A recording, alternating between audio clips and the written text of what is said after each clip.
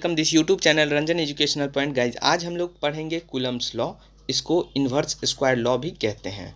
Coulomb ने खुद के नाम पे एक लॉ दिया था जिसको हम लोग कूलम्ब्स लॉ के नाम से जानते हैं।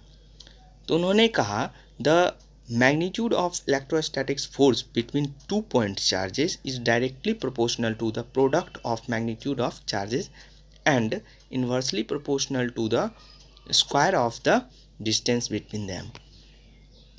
तो उन्होंने कहा दो पॉइंट चार्ज अगर दिया हुआ है किसी भी मीडियम जैसे एयर या वैक्यूम में, Q1 और Q2 पॉइंट चार्ज दिया हुआ है, रखा हुआ है, तो उस दोनों चार्ज के बीच का फोर्स जो होगा वो डायरेक्टली प्रोपोर्शनल होगा प्रोडक्ट का, इस दोनों चार्ज के प्रोडक्ट का प्रोपोर्शनल होगा। कौन? इस दोनों चार्ज के बीच का फोर्स।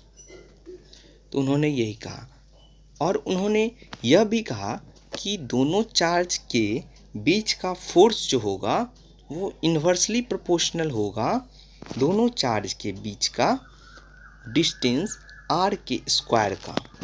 इस r के स्क्वायर का इन्वर्सली प्रोपोर्शनल होगा इस दोनों चार्ज के बीच का फोर्स। उन्होंने ये भी कहा।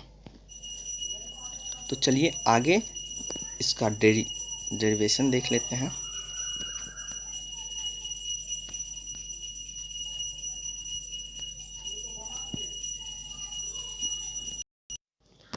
तो यहाँ देख रहे हैं F is directly proportional to Q1 into Q2। अगर Q1 को बढ़ा दिया जाए तो फोर्स क्या होगा? बढ़ेगा। अगर Q2 को बढ़ा देते हैं तो भी क्या होगा? फोर्स बढ़ जाएगा। यहाँ पे देखिए F is inversely proportional to R square. तो अगर R को हम बढ़ा रहे हैं, R बहुत दूर रख रहे हैं, मतलब डिस्टेंस बढ़ा रहे हैं, तो क्या होगा? फोर्स कम लगेगा, फोर्स घट जाएगा। तो यहाँ से ये निकल के आया, इस दोनों को मिला दिए तो ये निकल के आया। और इसको इक्वल, फोर्स को इक्वल करने के लिए क्या किया उन्होंने?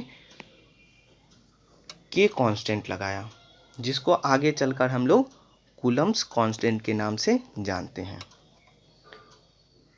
और यहाँ पे ये चार्ज पॉजिटिव हो सकता है, दोनों पॉजिटिव हो सकता है, या दोनों निगेटिव हो सकता है, या एक पॉजिटिव होगा और एक निगेटिव होगा।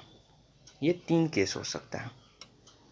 ठीक, आगे चलते हैं। के का वैल्यू क्या होता है? के का वैल्यू होता है 9 इंटू 10 पे पावर 9 न्यूटन मीटर स्क्वायर पर कूलम्ब स्क्वायर। तो ये कैसे आया ऐसा यूनिट? कैसे आया? तो ये स्क्वायर को हम इधर ले जाते हैं और ये चार्ज को हम इधर लेके आते हैं। तो यहाँ से क्या आया? फोर्स और डिस्टेंस। फोर्स का क्या होता है? न्यूटन। और स्क्वायर का क्या होता है? ये डिस्टेंस का क्या होता है? Metre square. और यहाँ से चार्ज क्या हो गया? चार्ज नीचे आ गया, तो ये चार्ज का क्या होता है? Coulomb square. तो यहाँ से कूलम्ब स्क्वायर, तो यहाँ से क्या निकल के आया? न्यूटन मीटर स्क्वायर पर कूलम्ब स्क्वायर। तो के का फॉर्मूला एक उन्होंने दिया 1/4πε0, ये फॉर्मूला दिया। और ε0 जो होता है वो परमिटिविटी ऑफ फ्री स्पेस होता है। तो इसके बारे में हम लोग अगले लेक्चर में जानेंगे। तो ε0 का वैल्यू कितना होता है? ε0 का वैल्यू होता है 8.85 इंटू 10 पे पावर -12 पर न्यूटन पर मीटर स्क्वायर कूलम्ब स्क्वायर। ये होता है ε0 का वैल्यू। और ये कूलम्ब्स लॉ हमेशा वैलिड होता है पॉइंट चार्ज के बीच में। पॉइंट चार्ज मतलब कि बहुत दूर रखा हुआ है चार्ज। एक इंडिया में रखा हुआ है चार्ज और एक पाकिस्तान में रखा हुआ है, मान लीजिए। तो अगर इंडिया वाला चार्ज देखा जाए पाकिस्तान की तरफ से, तो वो पाकिस्तान वाले को क्या लगेगा, एक पॉइंट चार्ज की तरह दिखेगा।